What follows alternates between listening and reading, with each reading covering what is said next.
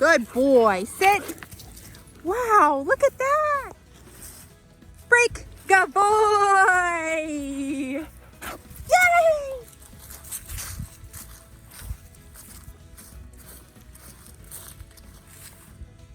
Break. Good boy. Look at you. Hi, Bruce. Down. Good boy. I'm gonna flip the camera around, guys. Hey guys, it's Julie, and I'm here with Bruce, who's a 6-month-old golden retriever puppy, and my personal dog, Riggins. We're in a wide, big, open green space on the river. We just took a little hike on the trails to get here. And, whoop, almost dropped my camera.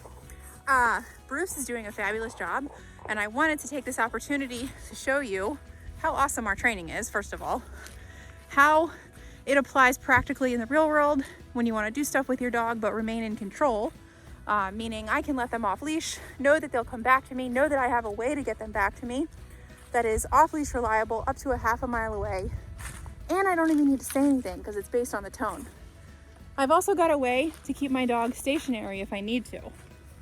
So I've got my downstay, which keeps him nice and still, even if another dog is running around. So two really important parts of our program are basically come and stay. So the recall is basically getting your dog to you. The heel, walk nicely with me, is basically a never-ending recall because they're just moving with you all the time. And then you've got your downstay, which is stay and relax. And if you've got those things, you've got a dog that you can take anywhere and not have to stress. Okay, I'm just gonna show you some things. I'm gonna flip the camera around again. So we've taught Bruce the recall with the tone button. So it's the button that's by itself on the collar and it has a big T on it. So when you're holding it in your hand, your thumb is the one that's on the tone button. The tone button to Bruce means get to me. It's a recall. So watch this. I'm gonna say C-O-M-E as I tap the tone to reinforce it. Good boy, good boy, good boy, where he lays down at my feet. Come. Good boy, good boy, good boy. Down. And it's as simple as that, right? It's so cool. And then I'm able to walk away and he knows to stay because we teach these commands so that they only get up if they are released, right? So watch this. No. Good boy. Honest mistake. I said no. I tapped on the collar. It's a 10. Very, very, very mild.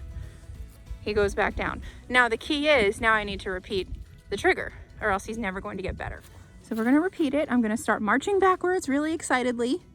Okay, if he makes another mistake, no big deal. I'm just going to say no and tap again. These are all really important learning moments, especially for a 6-month-old. And he looks like he learned from that, right? So every time we correct him and put him back, it's a learning moment. And the command only gets stronger. So now I'm literally like marching in circles around him. And this is what we call bomb-proof. This is what we call rock solid, meaning the dog knows not to break until they're released. Now watch this. Break, good boy, right?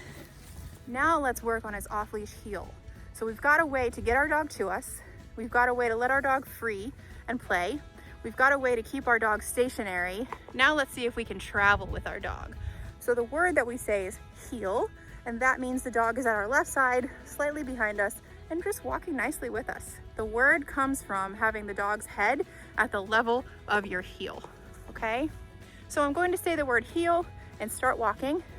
If he doesn't immediately start walking with me, I'm gonna tap my tone button, because remember that tone always gets your dog to you. It initiates movement.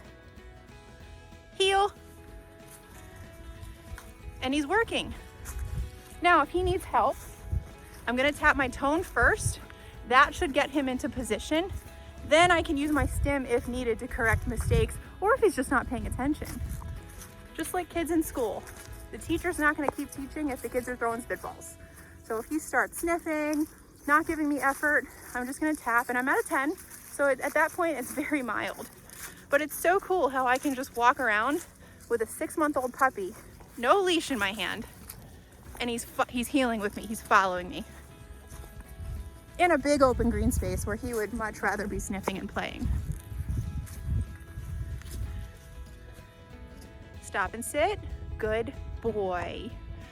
When you're going to release your dog to have fun or give them a bathroom break, you never want to do that while you're healing. So you never want to be healing and then just be like, break. It sort of muddies the command. You want a clear distinction between work and play. So we stop, we sit, this is the divider, okay? And then I'm going to say, break. Now he's free.